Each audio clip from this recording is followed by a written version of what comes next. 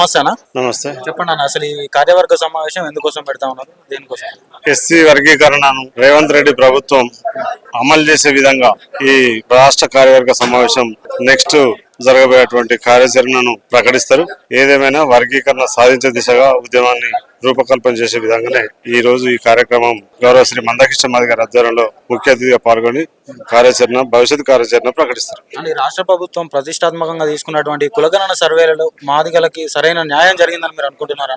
మాదిగలకు జనాభా తగ్గట్టుగా ప్రాతినిధ్యం వర్గీకరణ ఫలాలు ఇంకా 2% తగ్గినాయి. ఆ 2% రాబట్టడానికి ఈ ఉద్యమాన్ని ఈ కార్యాచరణలో ఈ రోజు కార్యాచరణలో తీసుకోవడం జరుగుతుంది. భవిష్యత్ కార్యాచరణ ఏదేమైనా మాలలు 15 లక్షలు ఉన్నటువంటి వాళ్ళకు 5% రిజర్వేషన్లు వచ్చినాయి. అదేవిధంగా మాకు 33 లక్షలు ఉన్నటువంటి మాదిగలకు 11% రావాలని మా పోరాటం. 2% తగ్గింది కాబట్టి ఎవరి జనాభా తగ్గట్టుగా వాళ్ళకు ఉండాలనేది మందకృష్ణ మాది గారి ఆలోచన. కాబట్టి మా జనాభా తగ్గట్టుగా ఫలాలు వర్గీకరణ శాతం తగ్గిందని, మా వర్గీకరణ 2% పెంచాలనే డిమాండ్ తోటి మరొక ఉద్యమాన్ని తీసుకోవడం జరుగుతుంది. ఏదేమైనా మందకృష్ణ మాది గారు ఈ రోజు భవిష్యత్ కార్యాచరణ ప్రకటించి 1,00,000 డబ్బులు 1,000 కోట్ల కార్యక్రమాన్ని నిర్వహించే విధంగా భవిష్యత్ కార్యాచరణ రూపకల్పన చేస్తారు. గత ప్రభుత్వాలు వర్గీకరణ అంటేనే ముందుకు రాని ప్రభుత్వాలు ఈ రోజు కాంగ్రెస్ ప్రభుత్వం ముందుకొచ్చి వర్గీకరణ చేస్తున్నా కూడా వీళ్ళు మాకు వ్యతిరేకంగా పనిచేస్తున్నారని చెప్పేసి అంటా ఉంది మా ప్రభుత్వం. దీని గురించి ఏం మాట్లాడతారు? కాంగ్రెస్ ప్రభుత్వం నిజంగానే వర్గీకరణ చేయాలనే చిత్తశుద్ధి కనుక ఉంటే మా ఉద్యమానికి 30 సంవత్సరాలు పట్టేది కాదు. వాళ్ళు కమిషన్లతోటి అదే విధంగా కాలయాపన చేయడం జరిగింది. ఆ కాలయాపనలో భాగంగానే 30 సంవత్సరాలు ఉద్యమాన్ని తీసుకురావడం జరిగింది. మరి ఉద్యమ అంటే 30 సంవత్సరాల సుదీర్ఘమైనటువంటి ఉద్యమంలో కాంగ్రెస్ ప్రభుత్వంలో జరిగినటువంటి అణచివేత కావచ్చు, అరెస్టులు కావచ్చు, మా జాతి నేత అయినటువంటి మందకృష్ణ మాది గారిని అనేక ఇబ్బందులకు గురి చేసినటువంటి ప్రభుత్వం ఏదైనా ఉన్నదంటే కాంగ్రెస్ ప్రభుత్వం. ఆ విధంగా గతంలో వర్గీకరణ సాధించుకొని చంద్రబాబు నాయుడు పీరియడ్ లో 4.5 సంవత్సరాలు వర్గీకరణ జరిగింది. ఆ 4.5 సంవత్సరాల కాలంలోనే మాకు వర్గీకరణ ఫలాలు అంది. మా జాతి ఆకాంక్ష అయినటువంటి వర్గీకరణ ద్వారా ఉద్యోగాలు నియామకాలు జరిగినాయి. దానిలో ఎంతో కొంత మెరుగైనటువంటి విధంగానే ఉద్యోగ అవకాశాలు రావడం జరిగింది. దాన్ని భరించలేనటువంటి కుట్రమైనటువంటి మాల సోదరులు కొంతమంది వర్గీకరణ చెల్లదని చెప్పి సుప్రీంకోర్టు ద్వారా కొట్టించిన తర్వాత మళ్ళీ 20 సంవత్సరాల ఉద్యమం చేపట్టడం జరిగింది. ఇప్పుడు అంతిమంగా సుప్రీంకోర్టు తీర్పు ఇవ్వడం జరిగింది. రాష్ట్రాలకు అధికారం ఇస్తూ వర్గీకరణ చేసుకోవచ్చని. ఏదేమైనా వర్గీకరణ చేసుకునే విధంగా మరి నేను కట్టుబడి ఉన్నా అని చెప్పి రేవంత్ రెడ్డి గారు ముందుకొచ్చిన మాలలు పెట్టుబడిదారి వర్గమైనటువంటి మాలలలో కొంతమంది సోదరులు వర్గీకరణ అడ్డుకుంటాం, ఇంకా సాగనీయమైనటువంటి కోణంలోనే ఆలోచిస్తా ఉన్నారు. వాళ్ళు సామాజిక న్యాయం కోరేటువంటి వాళ్ళు కాదు. వాళ్ళు సామాజిక న్యాయానికి వ్యతిరేకంగా మనవాదులుగా మారుతున్నారు. దానికి వ్యతిరేకమైన కులగణన సర్వేతో రిజర్వేషన్ల ద్వారా మాలలకు మాదిగలకు మధ్య గొడవని చెక్ పెట్టే అవకాశం ఏదైనా ఉందంట? మాలలకు మాదిగలకు మాకు ఎలాంటి సంబంధం లేదు. ఎవరి జనాభా ఎంత ఉంటే అంత నిష్పత్తి ప్రకారం పర్సెంటేజ్ రావాలనేది మా డిమాండ్. వాళ్ళకి అన్యాయం చేయాలి, మేము వాళ్ళకి తీసుకోవాలనేది కాదు. మాది 1% దగ్గర మేము ఊరుకునేది లేదని మందకృష్ణ మాది గారు చెప్తా ఉన్నారు. ఇంకా అణగారిన వర్గాలు, అంబేద్కర్ గారి ఫలాలు, అందరి కులాలు ఏవైతుంటాయో ఆ కులాలకు వారి జనాభా తగ్గట్టుగా వారికి అవకాశాలు రావాలి. అంబేద్కర్ గారు ఇచ్చిన రిజర్వేషన్లు వాళ్ళు పొందాలనేది మందకృష్ణ మాది గారు ఆలోచన విధానం. రాబోయే రోజుల్లో భవిష్యత్ కార్యాచరణ ఏ విధంగా అనుకుంటున్నారు? భవిష్యత్ కార్యాచరణ వర్గీకరణ సాధించే దిశగా మా నాయకుడు ఎలాంటి నిర్ణయం తీసుకుంటే దానికి మేము కట్టుబడి ఉంటాం. హలో బ్రదర్, నమస్తే. ఈ తెలంగాణ రాష్ట్ర కార్యవర్గ సమావేశం ఎందుకోసం చేస్తా ఉన్నారు? మొన్న సుప్రీంకోర్టు ద్వారా మనకు క్లియర్గా ఎస్సీ వర్గీకరణ చట్టబద్ధతమైనది, ఏ రాష్ట్రానికి ఆ రాష్ట్రం చేసుకోవచ్చని మనకు క్లియర్గా ఇవ్వడం జరిగింది.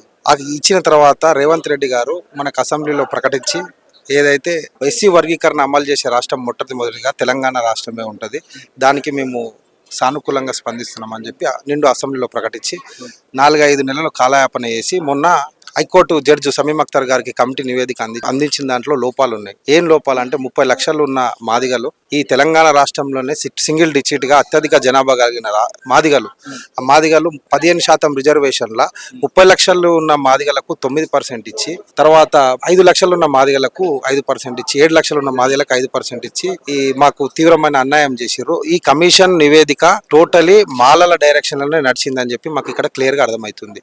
అయితే ఈ యొక్క కార్యవర్గ సమావేశం అంటే గౌరవ ఇలా లోపాలు ఉన్నాయని చెప్పి మాన్య శ్రీ మందకృష్ణ మాదే గారు మొన్న ముఖ్యమంత్రిని కలవడం జరిగింది.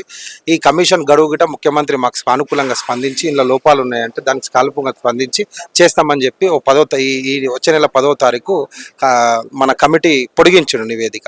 అన్ని ఉపకులాలు ఈ 59 ఉపకులాలు అన్ని సంఘ ఉపకులాలు పోయి మళ్ళీ వాళ్ళ ఆవేదన కమిషన్ ముందు చెప్పడం జరుగుతుంది. దీని తర్వాత చెప్పడం జరుగుతుంది. మొన్నటికి మొన్న మనకు ఈ 5వ తారీఖు ప్రత్యేక అసెంబ్లీ సమావేశాలు ఏర్పాటు చేస్తామని చెప్పి మనకు దృష్టికి వచ్చింది. ప్రత్యేకంగా ఏది కులగణన బిల్లు తర్వాత ఎస్సీ వర్గీకరణ బిల్లు పెడతామని చెప్పి మాకు కొంత సమాచారం ఉంది. 10వ తారీఖు దాకా షమీం అఖ్తర్ గారిది కమిటీ నివేదిక ఇవ్వచ్చు అని చెప్పారు. అంటే మా ఆవేదన ఉపకులాల ఆవేదన 10వ తారీఖు దాకా చెప్పడానికి అవకాశాలు ఉంటాయి. మధ్యలోనే తొందరపాటు నిర్ణయాలు తీసుకొని మళ్ళీ ఎవరో ఏదో చెప్పారని చెప్పేసి ఈ కమిటీ ఏదో నిర్ణయాన్ని తీసుకోవద్దు. కులగణన సర్వే ఎట్లయితే జరిగిందో ఆ సర్వేలకు కాకుండా ఎస్సీ రిజర్వేషన్ వర్గీకరణ 59 కులాల ఆవేదన తెలుసుకోవాలి.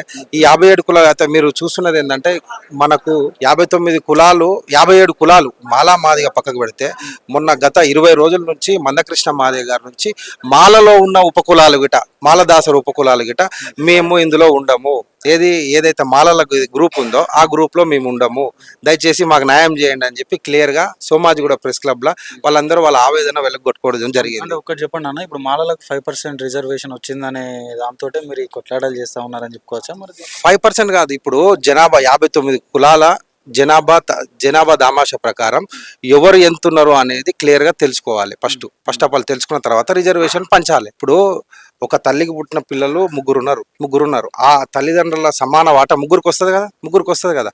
అట్లా నివేదిక తెలుసుకోమని చెప్తున్నాం. కరెక్ట్ నివేదిక తెలుసుకొని పర్సంటేజ్ ఎంతమంది ఉన్నారు చూసి క్లియర్గా ఇవ్వమని చెప్పేసి మా ఆవేదన. అంతే. మాకు 1% ఎక్కువద్దు, 1% తక్కువద్దు. ఏదైతే ఉన్నట్టు రాజ్యాంగబద్ధంగా ఉన్నట్టు రిజర్వేషన్లు పంచిపెట్టమని చెప్పి గౌరవ శ్రీ మందకృష్ణ మాదే గారి నేతృత్వంలో మేము పోరాడుతున్నాం. మందకృష్ణ మాదే గారు అంటా ఉన్నారు కానీ కులగణన సర్వేలో భాగంగా మాది ఉపకులాలు కూడా లెక్కల విషయంలో కొంచెం లోటుపాట్లు జరిగినాయి అని చెప్పేసి మాట్లాడుతూ ఉన్నారు. దీని గురించి 100% లోటుపాట్లు జరిగినాయనే మా ఆవేదన. ఆల్రెడీ ఈ లోటుపాట్లు ఏదైతే జరిగిందో అది సీఎం రేవంత్ రెడ్డి గారి దృష్టికి తీసుకువెళ్ళడం జరిగింది. రేవంత్ రెడ్డి గిట రియలైజ్ అయిపోయి అవును ఇది ఉన్నట్టుంది అని చెప్పి ఆయన మళ్ళీ పునరాలోచనలో పడ్డాడు. కాకపోతే ఈ 5వ తారీఖు అసెంబ్లీ ప్రత్యేక సమావేశాలు 2 రోజుల ప్రత్యేక సమావేశాలు, ఒకటి బీసీ కులగణన ఎస్సీ రిజర్వేషన్ బిల్లు పెడదామని అసెంబ్లీలో బిల్లు పెడదామని అనుకుంటారు. ఆ బిల్లు పెట్టొద్దని ఈ కార్యవర్గ సమావేశంలో పద్మశ్రీ మందకృష్ణ మాదే గారు ఇప్పుడు ఈ మధ్యాహ్నం మొదలయ్యేదానికి ఏదైతే గతంలో 1,00,000 డప్పులు 1000 గొంతులు మాదిగల సాంస్కృతిక మహాప్రదర్శనను ప్రభుత్వం రద్దు చేయడం జరిగింది, పర్మిషన్ రద్దు చేయడం జరిగింది. దాని గురించి అవసరమైతే ముఖ్యమంత్రి రేవంత్ రెడ్డి గారితో మాట్లాడతామని చెప్పి గౌరవ మందకృష్ణ మాదే గారు చెప్పడం జరిగింది. దాని గురించి తర్వాత ఈ కులగణన సర్వే, మనం భవిష్యత్తు కార్యాచరణ తర్వాత ఇప్పుడు మంత్రివర్గంలో మీరు చూసుకుంటే అప్పుడు టీఆర్ఎస్ ప్రభుత్వం నుంచి ఇప్పుడు అక్కడ వెలమదొరల నుంచి రెడ్లదొర వారికి మాదిగలకు ఎక్కడ గిట్ట స్థానం లేదు. కేసీఆర్ హయాంలో ఇచ్చిన రాజయ్యకు ఇచ్చినట్టు ఇచ్చి ఎందుకు బర్తరఫ్ చేసిండో ఇంతవరకు తెలియదు. ఇప్పుడు రేవంత్ రెడ్డి క్యాబినెట్లో మాలలకు తప్ప మాదిగలకు ఎవరికి లేదు. మొన్న మందకృష్ణ మాదిగన్న గారు డిమాండ్ చేసిండు మాదిగలకు 2 ఎమ్మెల్సీలు మంత్రి పదవులు ఇవ్వాలని చెప్పి నూతన క్యాబినెట్ లో ఇద్దరికి. 1,00,000 డప్పులు 1000 గొంతుకలు అనే సభ అంటే విజయోత్సవ సభ లాగా ఉండబోతుందా లేదంటే ఒక పోరాట సభ లాగా ఉండబోతుందా? ఏ విధంగా ఉండబోతున్నారు? 100% విజయోత్సవ సభనే అనుకుంటున్నాం. గౌరవ మందకృష్ణ మాదే గారు ఎందుకు దాన్ని అంటే ఆపడం ఎందుకు జరిగిందంటే వాళ్ళు పర్మిషన్ ఇచ్చినా ఇవ్వకున్నా మేము చేస్తుండే ఆపడం ఎందుకంటే కొంత షమీం అఖ్తర్ గారు నివేదిక ఇచ్చిన తర్వాత అసెంబ్లీలో కొంత బిల్లు పెట్టిరు అంటే వర్గీకరణ అమలు చేయడానికి ఆమోదించారు. కాకపోతే అందులో లోపాలు ఉన్నాయి. మనము ఆ లోపాలు సరి చేసుకొని ఒక విజయోత్సవ మాదిగల సాంస్కృతిక మహా ప్రదర్శన, డప్పు ప్రదర్శన అని చెప్పేసి మేము ఆ ఆలోచనలో ఉన్నాం. ఏదేమైనా మా నాయకుడు ఈరోజు ఖచ్చితంగా ఎట్లా విధి విధానాలు కార్యాచరణ ప్రకటించడం జరుగుతుంది. లోపాలు సరి చేయకపోతే మరి తర్వాత కార్యాచరణ లోపాలు సరి చేయకపోతే 100% అన్నగారి నిర్ణయం మేరకు అది సావుడప్పు కొట్టికైనా రెడీ ఉంటాము, లేదా విజయోత్సవం చేయనికైనా ఏదైనా మా నాయకుడు చెప్పాలి. సావుడప్పు అనేది ఎవరి మీద కొడతారు? ప్రభుత్వం మీద కొడతారా లేదంటే మాలల మీద కొడతారు? ప్రభుత్వమే. ఇప్పుడు మాలలకు మేము చేసింది ఏం లేదు.